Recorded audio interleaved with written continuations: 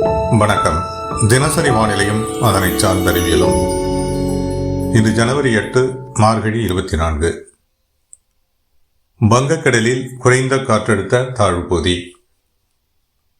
அடுத்த 48 மணி நேரங்களில் தமிழகத்தில் கடலோர மாவட்டங்களில் வலுவடையும் மழைப்பொழிவு. எங்கெல்லாம் வலுவடையும், எங்கெல்லாம் தீவிரமடையும், எங்கெல்லாம் பரவலாகும் என்பது பற்றியான எனது தனிப்பட்ட வானிலை விளக்கம். வணக்கத்துடன் சி அண்ணாதுரை. நேற்றைய நிலையில் தென்கிழக்கு வங்கக்கடல் மற்றும் தெற்கு மத்திய வங்கக்கடலில் உருவான குறைந்த காற்றழுத்த தாழ்வு நிலையானது தற்போது தென்மேற்கு வங்கக்கடலில் தென்னிலங்கை ஒட்டி நெருக்கமாக ஒரு குறைந்த காற்றழுத்த தாழ்வு பகுதியாக, ஒரு ஆழ்ந்த குறைந்த காற்றழுத்த தாழ்வு பகுதியாக வலுப்பெற்று நீடிக்கிறது. இது அடுத்த 48 மணி நேரங்களில் வடக்கு மற்றும் வடமேற்காக நகரக்கூடும்.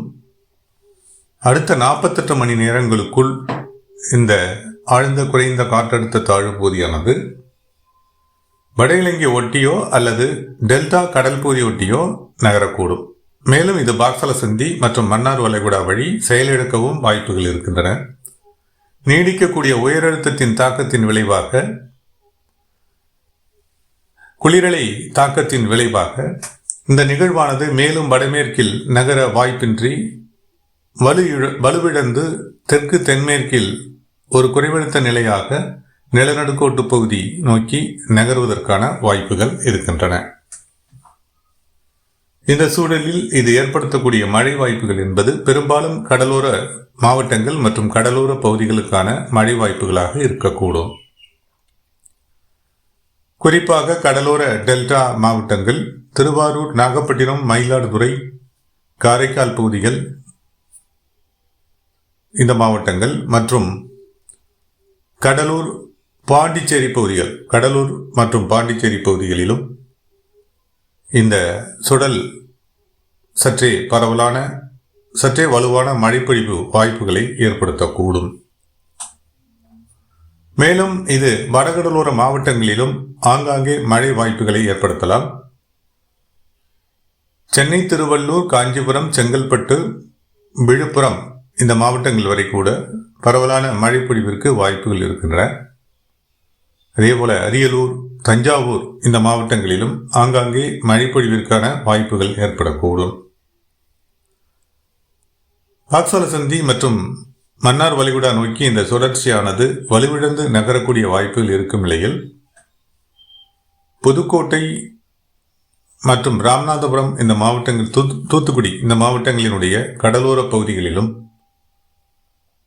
அடுத்த நிலையில் மழை வாய்ப்புகளை ஏற்படுத்தவும் இந்த நிகழ்வானது வலுவிழந்த நிகழ்வாக தெற்கு தென்மேற்கில் நகரக்கூடிய நிலையில் குமரி, நெல்லை, தூத்துக்குடி இந்த மாவட்டங்களினுடைய கடலோர பகுதிகளில் ஆங்காங்கே மிதமான மழை வாய்ப்புகளை ஏற்படுத்தலாம். இதுதான் இந்த நிகழ்வு நகர்வு மற்றும் மழை ஏற்படுத்தக்கூடிய மழை வாய்ப்புகளாக இருக்கின்றது. இது இந்த நிகழ்வானது 12ஆம் தேதிக்குள் முற்றிலுமாக வலுவிழந்து தெற்கு தென்மேற்கில் நகர்ந்துவிடக்கூடும். ஏனெனில் உயரழுத்த நிலை வலுவுடன் நீடித்து வருகிறது. குளிரலை பரவல் தீவிரமடைந்து காணப்படுகிறது. எனவே இந்த குறைந்த காற்றழுத்த தாழ்வு பகுதியானது ஏற்பட்டிருக்கக்கூடிய இந்த வானிலை பருவகால மாற்றத்தின் காரணமாக மேலும் வடமேற்கில் நகர வாய்ப்பின்றி இது தெற்கு தென்மேற்கில் வலுவிழந்த நிகழ்வாக நகர்ந்துவிடவே அதிகபட்ச வாய்ப்புகள் இருக்கின்றன. எனவே இந்த நிகழ்வு ஏற்படுத்தக்கூடிய உச்சபட்ச மழை வாய்ப்பு என்பது கடலோர மாவட்டங்கள், அதுவும் கடலோர டெல்டா மாவட்டங்கள், கடலூர், விழுப்புரம், செங்கல்பட்டு வரையிலான கடலோர பகுதிகள், இங்கெல்லாம் இது சற்றே வலுவான மழைப்பொழிவை ஏற்படுத்தக்கூடும். ஏனைய பகுதிகளில் ஆங்காங்கே மிதமான மழை வாய்ப்புகளை ஏற்படுத்தலாம்.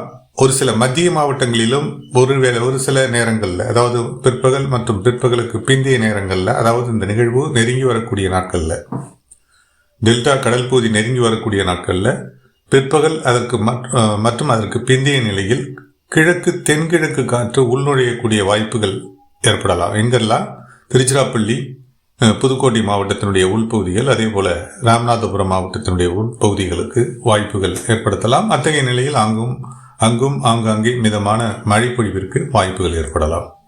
இதுதான் இந்த நிகழ்வு ஏற்படுத்தக்கூடிய விளைவாக நாம் எதிர்பார்க்கிறோம்.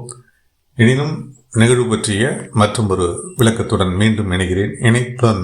தொடர்ந்து இந்த இணைப்பில் நீடித்த அனைவருக்கும் நன்றி.